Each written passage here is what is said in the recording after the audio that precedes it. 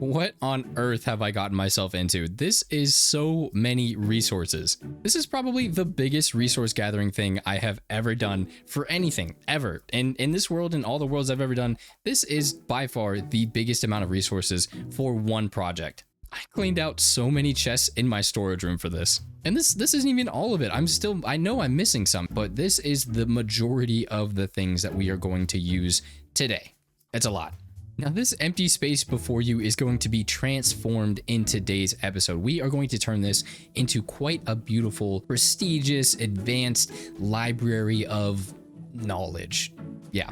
And it's going to take up quite a lot of space. This right here is going to be the midpoint of this build, and then it stretches out farther than we have land. It's going to end over the water, and I don't really know what we're going to do. We're going to have to connect it to the land at some point, but for the moment, it's going to be floating for quite some time. But not only does it stretch super far in this direction, it also stretches super far over here, and avid viewers of the channel may notice something is something's missing right here. So my first ever mega build in this world was supposed to be a villager town hall. That was going to be like a gigantic trading center. And that is what we are looking at right now. This is the remnants of that trading center, just a lowly villager breeder. This unfortunately just intersected too harshly with my plans. I didn't really plan anything out whenever I first made the build, so it just kind of got tossed randomly on the edge of the city, and now we are going to move it to a place that actually makes a lot of sense. But honestly, I can only tell you so much about those plans. I might as well just create the outline for it. Now, not only does this give us a physical understanding of just how big this place is going to be, mentally I'm also starting to understand just what kind of a beast I got myself into. This thing is going to be a massive undertaking, but gosh, it's going to look so good whenever it's done, and I'm so excited. I'm so ready for y'all to see it. This is probably one of my favorite builds that I've ever done. I know I say that like every time I create something new, but this genuinely, I think this is going to be a staple of our world, and I'm so excited. I cannot wait to show y'all what we have planned. But, planning, talking. Let's just get to building, right? Yeah. Psych, I'm just kidding. Actually, I want to show you exactly how much work went into collecting all of these resources. So not only did I spend 2 hours tearing down the town hall, I also spent another 2 hours gathering both spruce wood and strip spruce wood for this build. It uses a lot of spruce, thousands of spruce. And of course, what goes good with spruce but copper? Obviously, copper and tuff. Tuff, which is one of those things that I completely cleaned my storage room of. I no longer have any tuff to my name. Once this build is done, I won't have anything. On top of all like the building blocks and the stuff that we're going to use for the actual library itself, I wanted the foundation of where it's sitting on to stand out and be iconic. And one way I think we're going to achieve that is by utilizing some very beautiful flower bed designs. I absolutely love the designs that we came up with. It goes so well. We use a combination of pitcher pods and lilacs, I believe, paired with some sandstone foundations around the build. And oh my gosh, it just looks so good. And of course, we had to put more flower beds around the entire facility. This whole place is going to be covered with walking paths, trees, foliage, beautiful flowers and plants. It's going to look so good when everything's all done and said. Yeah, so I'm not sure if my little demonstration earlier really got across the point of just how big this build is going to be. So far, I've spent about 8 hours and we just finished the grounds of the facility. The footprint, the outline of where this thing is going to go, the details on the edges of the flower beds, the fountains in the middle. We're still not done with that. There's still so much work to be done, and look at just how many shulker boxes I've cleared out already. These are basically all of the shulkers that we use for all of the andesite that create this platform, and my gosh, did we use so much of it. Thank God I discovered the Lightmatica Easy Place mode. That saved my life, my thumbs, and my physical health from sitting at my chair too long. In total, we took about 8 hours to do this, and I think if I didn't have that Easy Place mode, it probably would have taken double that time. This is just crazy putting it into perspective like this. I've been flying around this build in creative mode for months now, and actually like walking on the ground in survival mode just makes me realize how big this thing is actually going to be. It's going to be great. It's going to be good. And obviously there's still a lot of work that needs to be done. So we are going to take a break. I'm going to go outside for a little bit, and then we are going to come back and we are going to do some more building in a moment. But I did just want to talk real fast a little bit about this entryway. I redesigned this from what it was a little bit ago. I don't know if we showed it off in an episode at any point, but I absolutely love what we came up with for this design. These little creatures are lions. It might be a little bit hard to tell, but these are just supposed to be little lion statues, and I think they are absolutely adorable. I love them so much. I designed them to put them on the library, and I said, you know what, I like this design so much that I'm going to stick them everywhere, basically everywhere, all over this build. So that is what these are doing up here. We have them on the other side. They're going to be all over the fountains and the flagpoles and just everywhere, because I love them so much. And I just think it's such a cute little design, and it's so easy to replicate. It's technically just 5 blocks, a button, a head, a tail, and technically the body, and then its legs, and boom, you got yourself a mini little lion. So that was really cute. I thought you all would enjoy that. We also extended this roadway up here, kind of curved it off a little bit. I think this is a very nice conclusion to the roads down here. We have the same thing on the other side, because of course this whole thing is just mirrored on both sides to make it look imposing and to make it a little bit easier on myself design wise. Now we have the continuous roads going on. We also continued this kind of copper and granite pattern. We have it right here on the other side, and then back there at the edge of the library. We're going to put something really special back here later today. I don't have anything designed at the moment, but we are going to take some time, design something in creative, and then pop it right here as the conclusion piece of our library. It's going to be good. I know whatever we do here, I'm going to really love, because it's such a goofy thing that we're going to put back there, and it's very on brand, and I'm looking forward to that. I think it'll be fun. Other than that, you can kind of see like the general theme of what we're following here. We have some repeating flower beds here. I guess these aren't really flower beds. These are just supposed to be like nice manicured lawns. On the edge here, these little ones are going to be flower beds. We're going to have some various colors, lots of fun life and plants and stuff like that. And then everywhere you see one of these things, these are going to be trees that we are going to talk about in just a little bit. But okay, I think that's enough rambling. I'm going to go outside for a little bit, and then I'm going to come back in, and we are going to finish this build, or at least the majority of it. We'll see what we actually do, but I'm ready for this to just be here.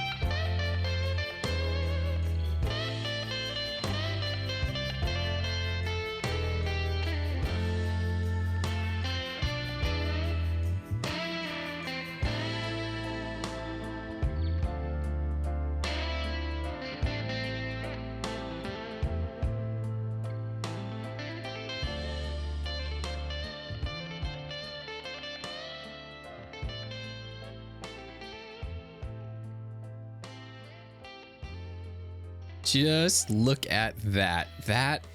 Oh my gosh, so much work went into this design, and it looks so good. I love it so much. Not only is this my biggest build I've ever done, this is also the one that I'm most proud of. And I know I've already said that. I'll probably say it again, so just buckle in for that. But I am so proud of how this came out. And now I'm not going to go too much into the design and the choices and all that stuff just yet. Might get into that a little bit later today. Just want to give you all a kind of an overview, every angle. I'm sure you saw enough of it in the time lapse, but this is from the back. You'll notice that all the entryways are going to be the same. We have one on this side, one on the other side, and then one on the very front of it. The ones on the side are just a little bit different, just a little bit narrower, a little bit shorter, but the same thing in principle. They look identical. You wouldn't really be able to tell there any differences really. At the back here, it's fairly simple, but it also looks really, really good. We just have a small little door, a little bit of an access way to this back area that of course is going to have something very, very special in just a little bit of time. But that back door is not near as grand as the other entrances, and that's okay. This is going to lead to some of the basement activities that we get up to when we actually get down to doing the interior. And then, like I said, the sides are mirrored, so this entryway looks the same as it did on the other side. My favorite thing so far has just been walking around and finding my favorite angles. I really like this one, but I think like this isometric angle from a distance looks just a little bit better. But then the front angle that I showed you starting off was probably my favorite that I found so far. But yeah, you can see this side one is also really good. So we are still missing a lot of the floral details. Every single flower bed needs to be filled in. All of these on the edges are going to have flowers in them. It's going to make them look so much more beautiful. We're going to have some extra leaves on the side here and just a little bit more life for the build and a little bit more nature, and that's going to look incredible. And then, like I said earlier, we are going to have trees up and around the premises as well that we are going to talk about in just a moment. Actually, when I was designing this, I tried my best to make it as imposing as possible. As you walk up, it just gets bigger and bigger and just fills your screen. We won't have anything like trees or anything on the side to impair our vision at all. It's all going to be low flowers and all that. So as we're coming up, it'll be just the build and all of its magnificence right in our face. And then also, of course, like I said, we had these lions on every entrance. I absolutely love these little guys. I think they are so cute. But this is a better view of the entryway that we have on either side. This one is a little bit bigger. We have some torches and just some fun little designs. We even have some park benches here for people to come and sit on and look over and view the flowers once they're in place. And then at the center of it all, we have these two gigantic looking doors. Obviously, the doors themselves are only 2x1, but this whole thing is meant to feel like a huge door. And then, of course, on the inside, we have absolutely nothing. This atrocious mess is about to be filled in. We are going to be working on this next. And while I work on this, we're going to hear a quick word from our first ever channel member. This is Gary. Gary is the first ever channel member. Gary loves the channel. But do you know what Gary loves even more? His channel perks. You see, as an Iron Tier member, Gary receives access to exclusive streams, frequent world downloads, and even exclusive videos. But most importantly, today Gary receives the first ever dedication in Coda's Forever World.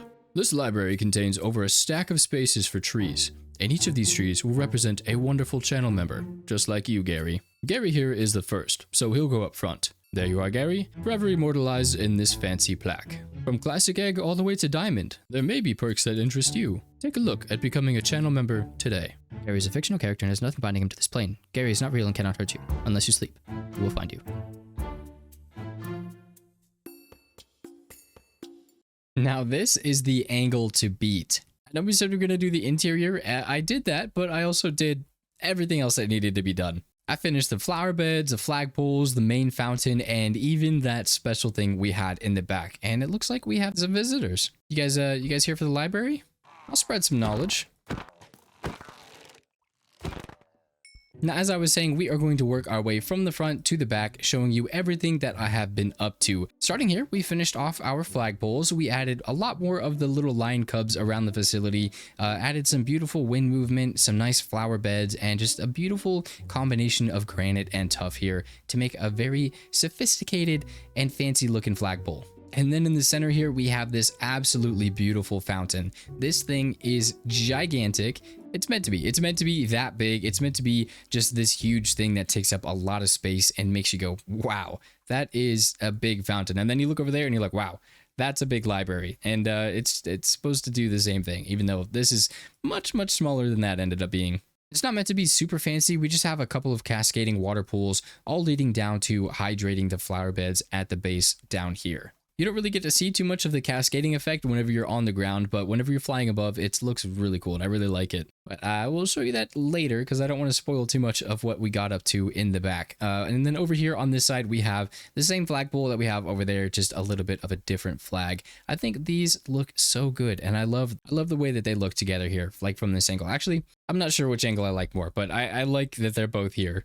And then those bigger spaces that we had empty before are now home to these gigantic flower beds. These things are supposed to be imposing, but also not take up too much of the skyline. That's where they're very short to the ground. That's why they kind of have only 3 blocks in height. These are trying to keep in theme with all the purple foliage, the azalea, the bubble coral, and then the flowering azalea up top. They're all meant to connect to the central bit with the sandstone there, the sandstone for these bases, and then the flowers over there. And again, like I said, I didn't want them too tall because then they would obstruct the view of the library. We also kind of pushed them out to the side so that they just were out of the way of our peripherals while we're standing here. At this central point, you don't really see the flower beds. They're not too tall. They're not too close. So, you know, we kind of hit that happy medium ground. And I've never made flower beds before, so these might be a little too over the top. I'm not really sure, but I think they work. They look okay. Now, speaking of a little bit too over the top, on the edges here, I tried not to do that. So we just have very simple floral patterns going along the edges. Try to keep like similar color themes together, blues, pinks, reds, purples, stuff like that. Just similar colors in similar patches and nothing really too complicated. I keep my eyes down a little bit. On either of the side entryways, we have just this little, not flagpole, not fountain, just a little like flower bed, I suppose. It's a little decorative thing that just sits on the opposite entryways. I think it looks nice. It looks good. And then even more flower beds at the back here. But what exactly have I been avoiding? What am I not looking at? Well, I know we said we were going to do something silly, something goofy, and I've had this idea for quite a while now. Yeah, I don't really know how to explain it to you, so I'm just gonna show you. And it might also help if I put it on screen. So this is the winged victory of Samothrace. Samothrace? It's a Greek statue of the goddess Nike, and it represents naval victory and naval battle, I think, something along those lines. I learned about it in high school when I took AP Art History, and it's always just kind of stuck out to me as kind of a really cool statue. And I just thought it'd be cool to have it in our world. And the only statue of Samothrace, it doesn't have arms and it doesn't have a head. So what do we do about that? Well, I added my own little head on top. It'll come into view right there. I think this is absolutely stupid. But since we technically don't know what the winged victory of Samothrace looked like, I'm gonna say, canonically, historically speaking, it was a chicken. And specifically, it was the Admiral who we have in that boat over there. So just picture like an eye patch and a little hat on this guy, and boom, we have the Admiral as the winged victory of Samothrace. He technically was a Greek deity.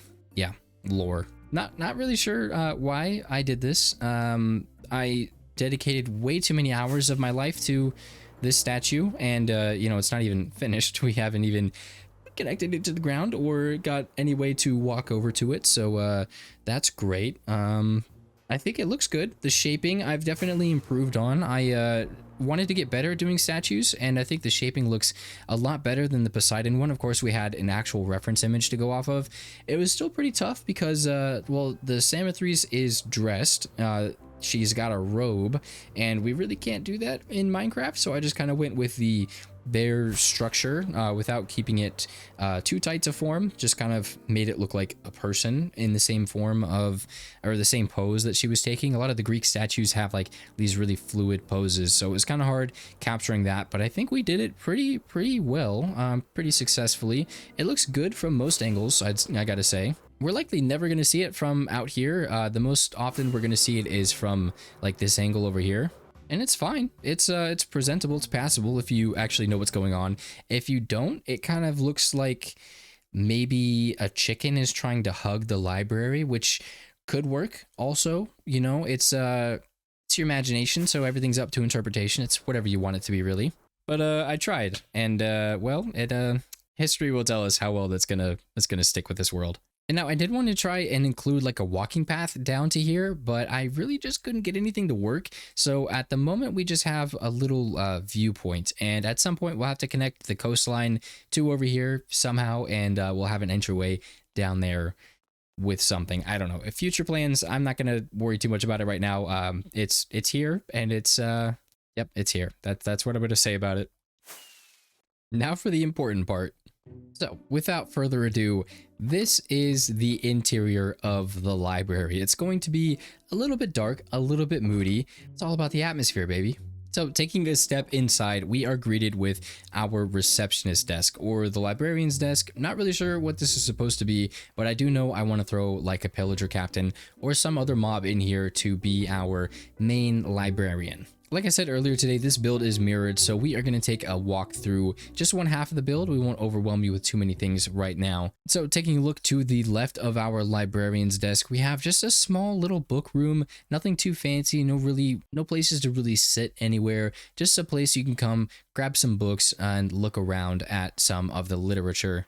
I tried to use as much of the space as I could, so the entire build is going to have really high ceilings, and I think that's exemplified in this room. This is one of the two reading rooms that we have that are just supposed to be grand and gigantic and just feel huge. We've got gigantic tables in here, we've got lots of books lining the shelves, and just a big grand hall feeling. I don't know how common it is in public libraries, but I know in a lot of like universities and college libraries, they'll have these gigantic reading rooms in them that used to be like test proctor places, and now they're just kind of big empty rooms that they fill with tables and books. So that's kind of what this is meant to emulate here. Coming through this room back into the main hallway, you kind of get a better perspective of how wide this build feels here. Did come through and add a lot of these little statue guys. I've been wanting to use these in something and anything that I could for so long, so I just used this excuse to put them in this build. They don't really serve any kind of a purpose, they're just here. We can say like they're protectors of the knowledge or guardians of the books or something like that.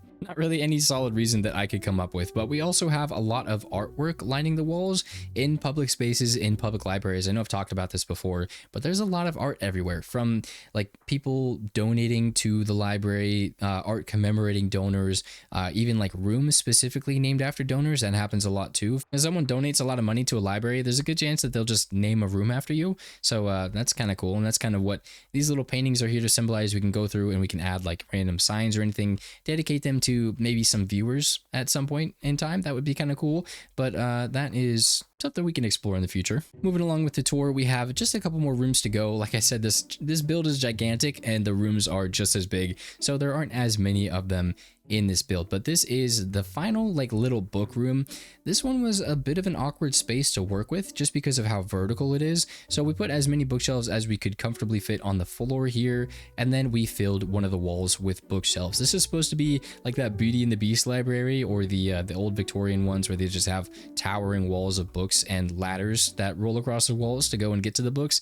That's kind of what this is supposed to represent without the actual rolling ladder. Just a fun little side room. And then through the center bit into this back room, this is the final extra book room. I really wasn't sure what to do with this space, so I just threw a bunch of bookshelves in here and thought that looked good enough. Now, downstairs technically doesn't exist right now, but I'd like to turn this area into a stacks. A what? Well, stacks are basically just rooms full of books. From floor to ceiling, this place is going to be stuffed to the brim with all of the books in this library. I know we passed several dedicated book rooms, but in a library, there are actually a lot of books and not enough space to put them all comfortably throughout the building. So there are usually dedicated rooms that are just absolutely stuffed to the brim with the books and the periodicals. They're just all in one place for convenience of storage, for convenience of users. That way they don't have to run back and forth across the library just to find one book that they need. And I'm probably not explaining it super well. Just know that I have nothing planned for this area quite yet. Just that idea that we're going to turn that into a stacks. And then up at the very top floor, we have the main purpose for this build. Those lovely villagers right there. This entire build is for these guys. Might be just a little bit over the top, but you know, it's me, so you know, what can we do about it? Not really much. Not much to say about this room.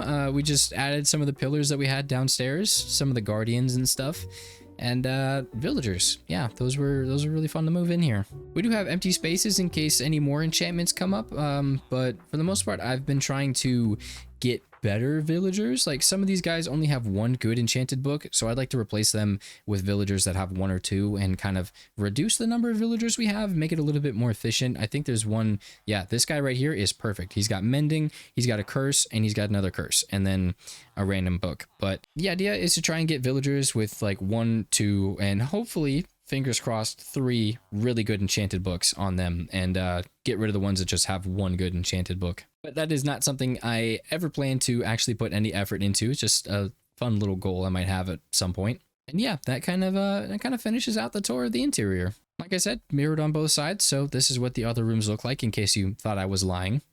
From the exterior to the ground surrounding it to the interior, I'm just really happy how this build turned out. I really love everything that we've done, and I'd say right now it's sitting at like a 95% completion rate. Like there's still quite a bit to do with the basement. We might put like a sugarcane farm down there as well so that we can help with the villager trading, and then we might throw some armor stands up here on this pediment. We might not though, I don't know. We'll kind of see how we're feeling, but there's just one more thing to show you before we end off today's episode. Now, since we spent so much time making the upper area look so good in today's episode, I kind of felt weird having this area look the way it did. So I came through and I just basically added the same form to this plaza. We put up this wall, same as we have up there, and just kind of rounded it off. Now we have 2 entryways into either side of town, and then the entryway up into the something. I'm not really sure what to call this upper area. I'm calling it, I think, the plaza for now, but it's just going to be where our library is and then our town hall eventually. So maybe town square, town center, something like that. I don't really know. But this area is now up to snuff and looking just as good as it does up there. In the next couple of episodes, I want to turn my attention to finishing off this ugly space. It's been sitting like this for so many thousands of days, and I think it's time to finally put builds in here and here and here and everywhere and make it look presentable, because I'm tired of just standing at this ugly empty space. And now you can see the view from our starter house doesn't really look as good as it could right now, just because that terraforming is throwing off everything a little bit. But I have to say, I can get used to this view. This looks really good. I'm really happy with how this turned out. And speaking of floating, I wanted to show off a little bit of the terraforming that I have been doing along the coastline. This is kind of a blueprint of what we might get up to, how we might connect the terrain over on this side to the terrain over there. We might do something completely different. I don't really know yet, but this is kind of something I have been experimenting with. We continued the terrain from the lighthouse that we did very early on into the series and just brought it along the coastline, added a little bit of rocks poking up out of the surface. We finished the terraforming on the beach, which I never showed y'all, but it really wasn't finished for the longest time. But we came through here, added the path, finished the terraforming, added a bunch of rocks and shading, lots of flowers and stuff. These guys are really annoying, and they will stay there because they are out of the way for now, but we have to do something with those at some point. But that is a future Coda problem. Everything else here is done. You can get a really good picture of it right here. This is the idea that I want to go with along the coast. I think it looks really good. I love the rocks, the shaping, the foliage, everything about this just looks really good. And well, we have some new blocks to play around with in the new update once we actually update our world to that. So there's a lot that we can do to connect this chunk of land to this gross floating mess, but that is going to be a future Coda problem, and I'm not going to worry about it right now. And another thing I was working on, I'm kind of experimenting with this section of the town. I don't really know what to put here. My idea is for the town to expand up in this area along the hill. I don't really know what to put down in these lower sections quite yet. So I'm kind of experimenting with a couple of different things, but I'm also really open to ideas. If anybody has an idea of what to put in this little section here, I would love to hear it. I'm all ears. I know I want to put a stables or something right here. I know we have a barn here, but there are a couple of horses that I really like that I want to put in stables there. Other than that, everything else is up in the air. Don't really know what to do. Then I'm also kind of experimenting with expanding the pathways. I don't really know if this is going to stay, but, you know, it's here. And we're basically just going to keep it here until we feel it out, you know? Get an idea for it. You know, I've been staring at this build so long, I actually don't know what it looks like with shaders. So I think it's time for some shader shots.